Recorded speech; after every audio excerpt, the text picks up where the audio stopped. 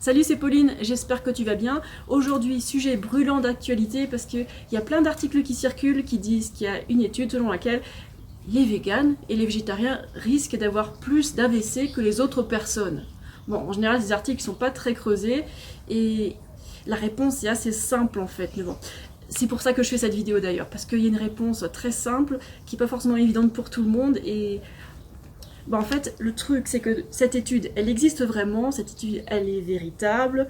Je conteste pas les résultats, par contre, je conteste totalement la conception de l'étude. En fait, le truc, c'est que les végétariens et les végétaliens, les véganes, ils ont été tous groupés ensemble.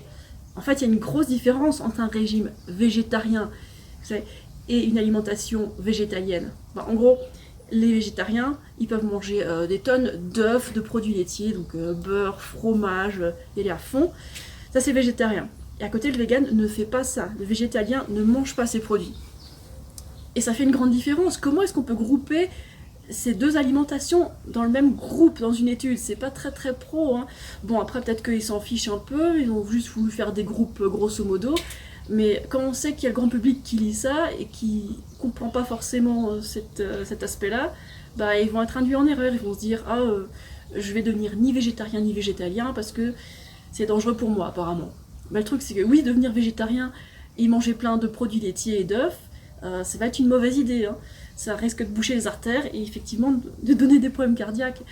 Et alors que si on devient végétalien, on n'a pas tous ces produits-là qui sont méga gras. Bon après, je dis pas qu'être végétalien c'est tout le temps sain. Si on est végétalien et qu'on se bourre de junk food riche en huile, ça va pas bien se passer. A priori, hein. Et bon bref, cette étude, c'est dommage qu'elle n'ait pas séparé ces deux groupes-là. Ensuite, ces articles-là disent encore autre chose, ils disent on va essayer de trouver une explication, pourquoi est-ce que les végétaliens risqueraient davantage d'AVC que les autres. Peut-être qu'ils vont manquer de choline. Mais bon, le manque de choline, c'est une hypothèse un peu bidon en fait. Parce que la choline, on en trouve dans des quantités très intéressantes dans les crucifères, tels que les choux de Bruxelles, le brocoli, ou alors dans les légumineuses, la soja ou autres. On en trouve aussi dans les graines et les noix.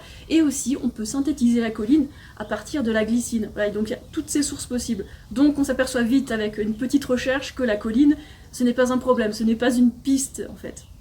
Donc ne t'en fais pas, si tu as envie de devenir végétalien, c'est pas la choline qui va t'en empêcher. Et les AVC guettent plutôt ceux qui se gavent de fromage, hein. Voilà, c'est vraiment tout ce qu'il y a à dire sur ces articles. C'est pas fondé, ben non. Et pourquoi ils lancent des rumeurs comme ça? Est-ce que ce serait pas encore les lobbies des élevages qui veulent nous faire peur en disant que si on mange pas leur viande, leur fromage, etc., on va avoir des problèmes? Ils essayent tout, hein. Ils sont vraiment désespérés, hein. Alors ils ont essayé ça avec le soja, avec les céréales. Mais vous savez quoi? Je suis végane depuis 9 ans et j'ai jamais fait attention à mes protéines, à mes graisses essentielles, à toutes sortes de choses comme ça. Le seul truc que je fais, je prends des compléments de B12 et c'est tout. À un moment j'ai un peu pris de vitamine D parce que j'étais pas trop au soleil. Mais bon, maintenant je ne prends que de la vitamine B12, je me sens super bien, mes tests sanguins sont super bons, j'ai plein d'énergie pour faire du sport, pour travailler, pour faire plein de choses dans la journée. Je m'arrête jamais en fait. Et quand je vois des articles mensongers comme ça, je trouve ça juste dommage de lancer autant de désinformation pour rien en fait. Ça va induire les gens dans le mauvais sens et puis quoi, qu'est-ce qu'ils vont faire? Ils vont manger plein de viande et être super malades, bravo, ça va augmenter leur risque de cancer, d'AVC, de diabète, toutes ces choses-là. Et c'est dommage. On désinforme les gens avec des informations pas vérifiées. On utilise une vraie étude, mais on la détourne un peu et puis on va vous faire peur. C'est tellement pas ça quoi.